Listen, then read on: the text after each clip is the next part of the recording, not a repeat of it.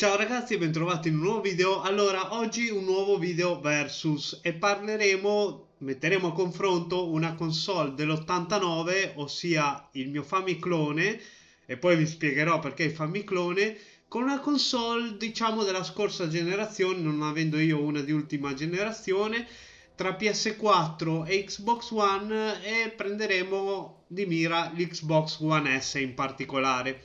Perché il Famiclone? Perché negli anni 90 a noi in Argentina non arrivavano le console originali, come vi ho già detto, e quindi avevamo il clone dell'Atari, il clone del Famicom, il clone del Sega e così via. Erano tutti cloni, quindi io in quel periodo avevo quella.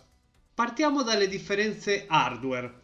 Allora, il Famicom aveva un processore da 1,79 MHz con 2 KB di RAM e una risoluzione massima di 256 x 240, ossia in 4 terzi. Mentre l'Xbox One S ha un processore, o l'Xbox One, non so bene quale delle due, ha un processore da 1,79 GHz, quindi non più megahertz, 8 GB di RAM e può arrivare a una risoluzione massima di 4K, ma comunque non in tutti i contenuti.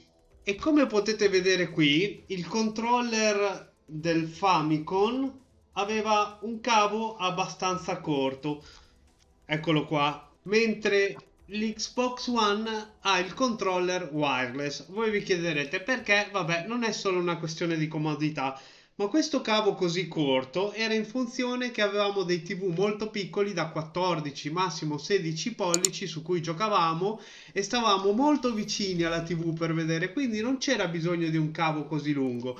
Invece adesso ci sono delle TV da 50 o più pollici e quindi stare lontano dalla TV diciamo che potrebbe essere consigliato.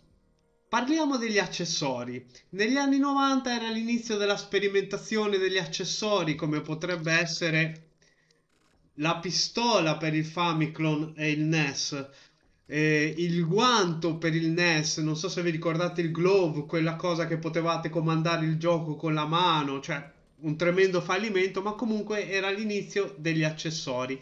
Ora invece si possono trovare pad con molte più funzioni, macro, i Cronus per citare, i volanti e nel caso della PlayStation anche il VR, mentre per lo più noi l'unica modifica che avevamo ai controller era il tasto turbo che tenevamo pigiato ed eseguiva quel tasto continuamente come se lo pigiavamo così.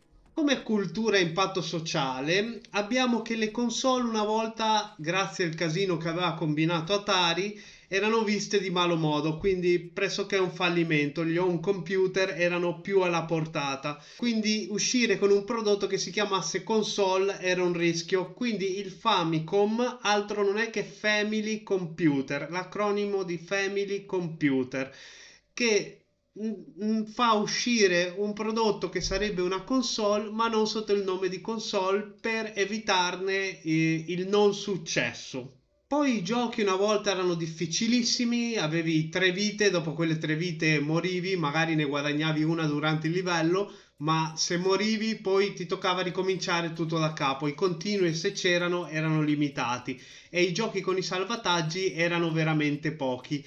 Ora i giochi sono più story driven, vi aiutano un po' più nel continuare il gioco. Poi se magari non riuscite a risolvere un puzzle, il protagonista vi dice potremmo fare così così. Insomma, a meno che non si vada sui titoli indie, i giochi moderni sono più semplificati. I problemi che riguardano i bug o roba del genere, una volta quando usciva la cartuccia, a meno che di nuove revisioni della cartuccia stessa, come è successo con Tetris che è uscito prima senza musica e poi con la musica, era molto difficile correggere i bug, insomma, non c'era tanto modo. Ora il modo c'è per correggere i bug, ma se ne fregano abbastanza. Per loro è più importante vendere DLC, skin e altre cose in microtransazioni. Però ogni tanto diciamo che i bug vengono corretti. Il multiplayer una volta era una cosa esclusivamente a schermo condiviso tra due persone. si giocava tipo Contra o giochi del genere, o un Mario si giocava a turni, Contra invece si giocava assieme ed era uno schermo condiviso in locale. Ora c'è sì lo schermo condiviso in locale come potrebbe essere un Gear of War, ma la maggior parte dei titoli multiplayer necessitano di un accesso a internet per giocare in multiplayer. Allora, per quanto riguarda il prezzo, io ricordo che il mio Famiclone in Argentina l'ho pagato $500 e più o meno era il prezzo dell'Xbox One al day one in uscita. I giochi però è cambiato. Prima costavano 40-60 dollari al massimo i giochi. Adesso i giochi per appunto queste nuove console costano 70, 80, a volte 100, a volte più in caso di edizioni particolari.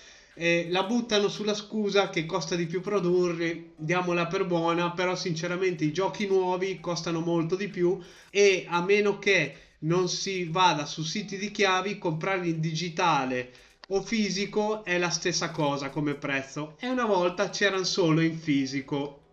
In conclusione, le console sono sempre state molto più limitate rispetto a un PC e il fatto che si dica adesso che le nuove console hanno hardware da PC, quindi somigliano dei PC, ricordatevi che comunque il Famicom aveva in comune col Commodore 64 una variante della CPU, quindi erano parenti anche per quello.